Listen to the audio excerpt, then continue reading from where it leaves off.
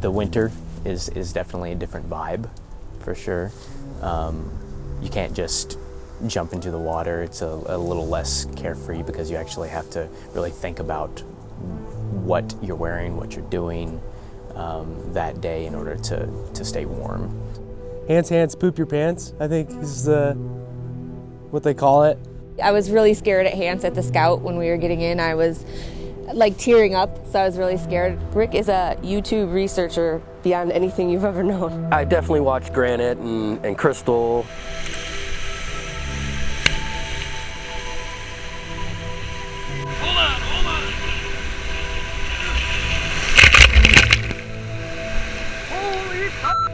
Wish I would have watched Hance. Hance was probably the one that gave me the most trouble. Hance is a fun rapid because it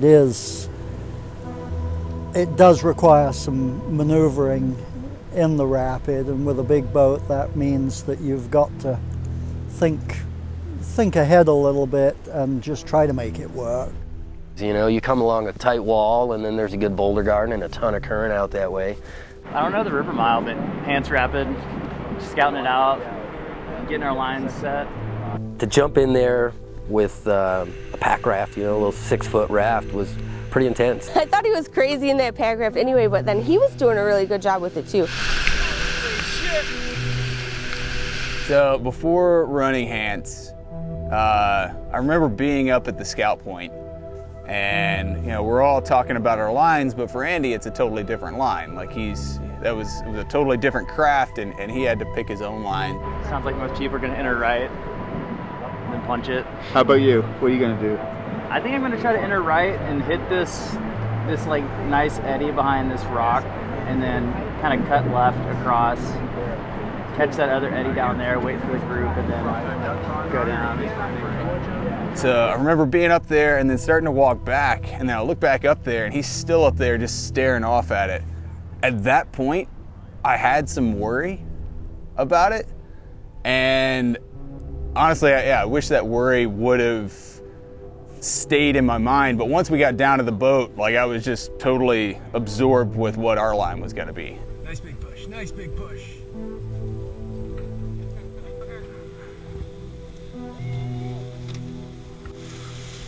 Woo!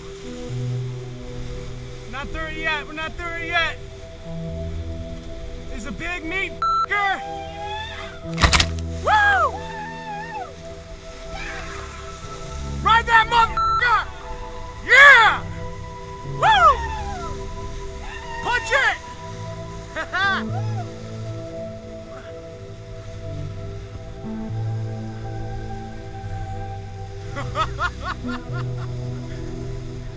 We ended up having this awesome line. It was a blast. We hit all the big stuff. It all like drenched us. I'm pretty sure I drowned JC for a little while, and had a blast with it. Get down to the end, we're celebrating, and then look back up and there's no Andy. I don't see Andy.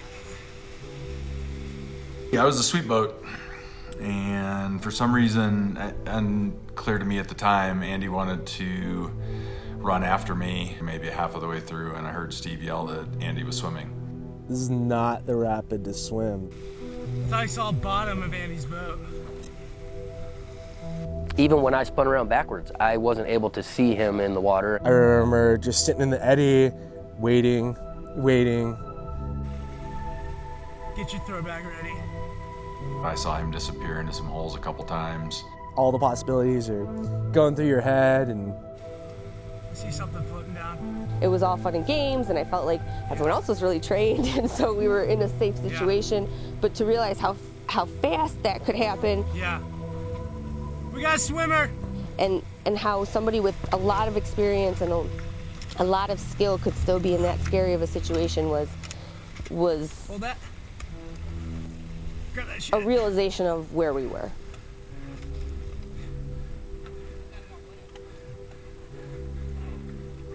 It's impossible to get back upriver in that kind of current. You really, you worry about it, you know, when you get somebody out of your sight and that kind of thing, it makes you puts things into perspective on how hard it can be to help somebody, and if things go wrong and you're not running a tight order and you're not on top of your game.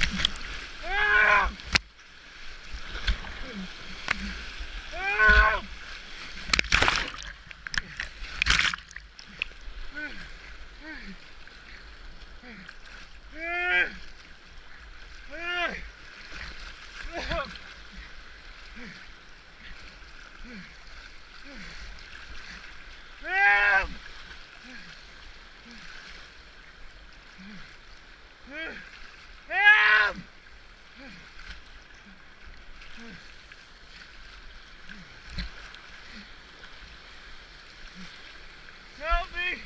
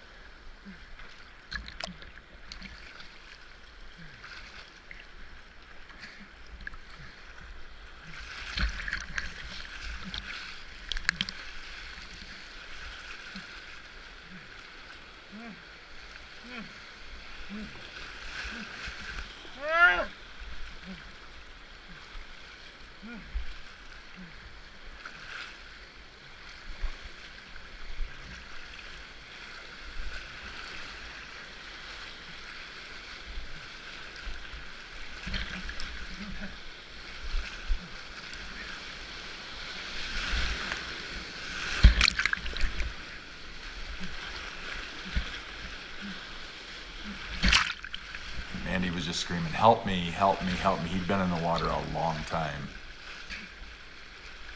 Help me! Help me! And I could see that he was starting to fade. I've seen swimmers fight the river before, but probably not for this long.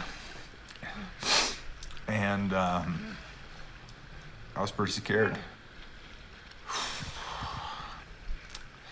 But I yelled at him to keep fighting and dig in and get over there. And I think he heard or got the energy or something, because he dug in, made about 5-6 more strong strokes and got over to Steve. And we just sat there for a while, let him recover at that point.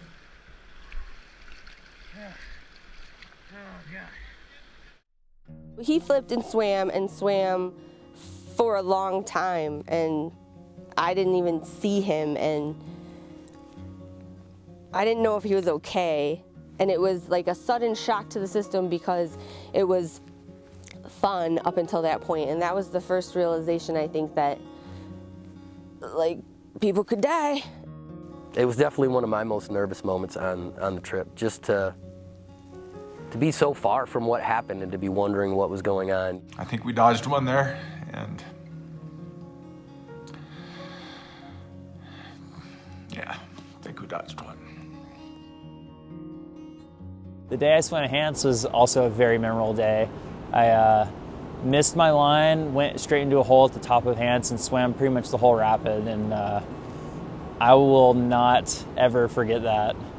It's amazing what a swim like that can take your emotions from being so scared in the moment to what happens, but so grateful that everything worked out well. I remember at camp that night, he had a spot tracker with him.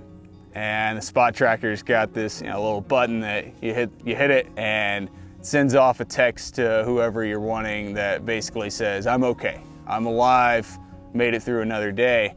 And I watched him as he was getting his gear out, pull that spot tracker out, take a really deep breath and hit the button and set it down. And I was like, man, that meant something today. Like that really meant something for him to hit that I'm okay button. Yeah, I mean, I just, tried to, I swam for my life, like legitimately. And there's really nothing that can stir that kind of emotion other than being in water and knowing that, like, if you don't make an effort, that's going to be it.